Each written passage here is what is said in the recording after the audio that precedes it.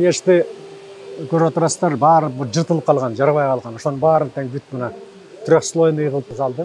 Киргенге невозможно было. Бары тең кычык-кычыктарда ептеп окат кылышкан да. Баягы слон, жираф, өтө крупный габаритный арстан, аюлар келгенде алар өзүнчө бул жакта өзүңүздөр көргөндөй жаркырап адам кирсе татнакай болуп бүт жаркырап турат. Ушундай жакшы имарат менен өзүн өзү иштете албаса анда Гроссцена руководителин бердичи.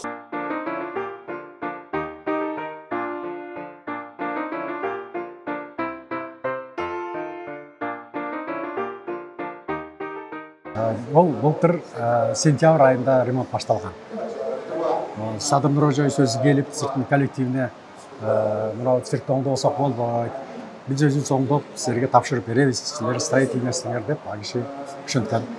Ошондон бери управдияларга поручение берилген. Ошондон менен мына көрүп турасыздар, жаркыраган сонун зданияны салып бүттү. 99% бүттү. Бир анча-мынча баягы детальдар калды. Эми экисинде ачылат деп турабыз, Кудай буйрса. Экисине чейин ошо недоработкалардын баары бүтөт. Кудай буйрса уже ачылат. Анан айтып кете турган болсок, мына өзүңөр көрүп тургандай цирктин ал акыбалы ушундай болуп калган. Эч система иштечү эмес. Бүт ошол системанын баарын тең жалаң каркас калган. Каркаска чейин бүт баарын тең алып туруп бүт жаңы. Мындайча айтсак, жаңы цирк салгандай эле болду да.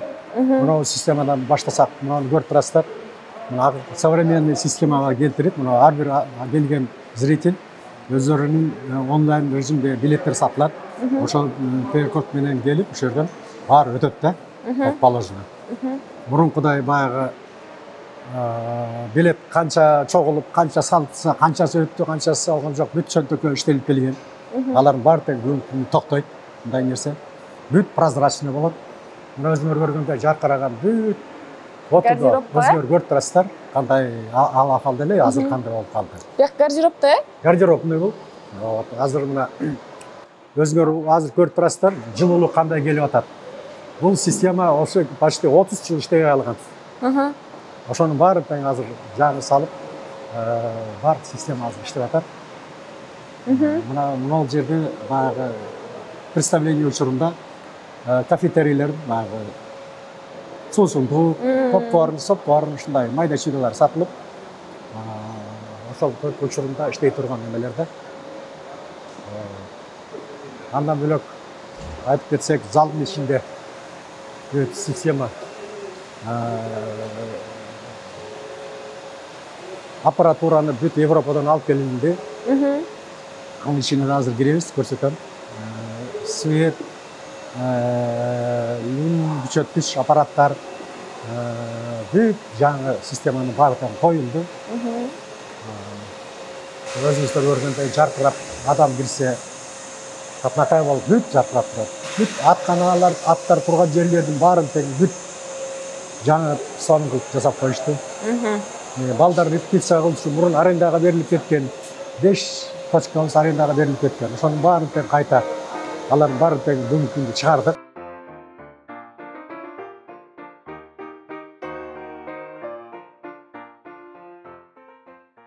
Артисттер чыга турган жай. Анан мына көрүп турасыңар, креслолордун баары тең Москвадан алынды, специалдуу заказ берилген. Мурунку 1800 орунду ошо бойдон целиком сохранить этиш үчүн атай спецзаказ менен ошол 1800 орун ошо бойдон сакталды. Но манежди көрүп турасыздар, баары жыртылып калган, жарбай калган. Ошонун баарын тең бүт мына трехслойный кылып туруп азыр кайта салды. Анан өзүңөр көрүп тургандай бүт азыр подсветка менен бүт берилди. Номерлар киргенде эч адашпайт да.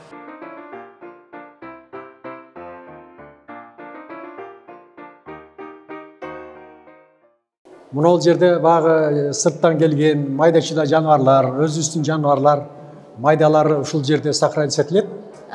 Ушул жерден баягы алып чыгып, манежге алып чыгышат. Бул жагында майда чүйдалар болсо, бул жагында жана крупный аттар, дагы бир топ жаныбарлар, чоңураак объемный жаныбарлар ушул жагында.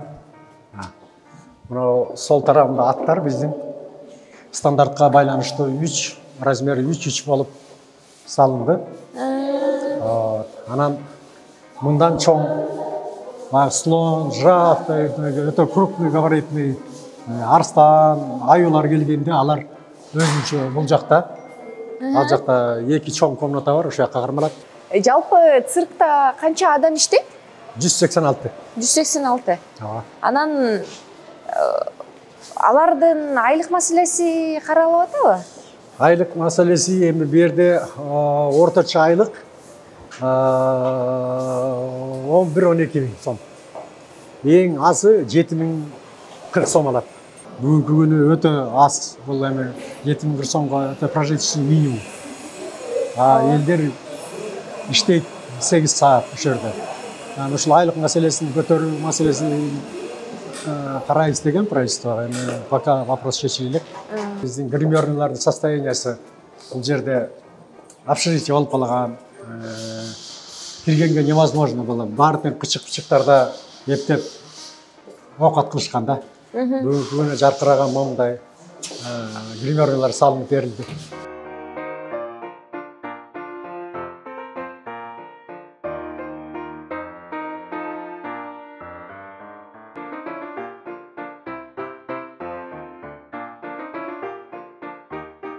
Жаңы программада ачылышка дайындап атабыз.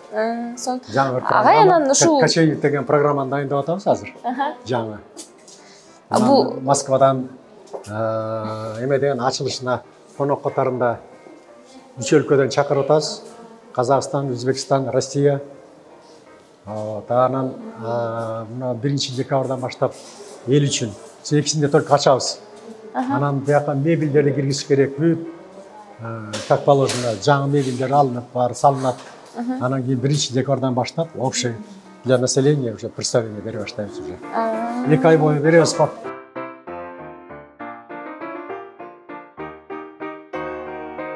Өзүн өзү келем бага турган цирктин возможносту бар.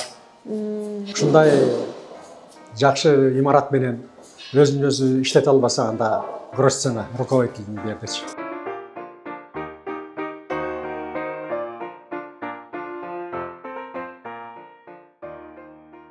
46 эле артист 186-нын ичинен. 46 артист бар. 46 артист болгон. Калганы бүт тек персонал. Мен ошолордун техник персоналдардын 4-5 бар экен. Алар баарын кыскартып 2-ден калтырдым дагы артистский составты дагы 20-ны кошуп атам.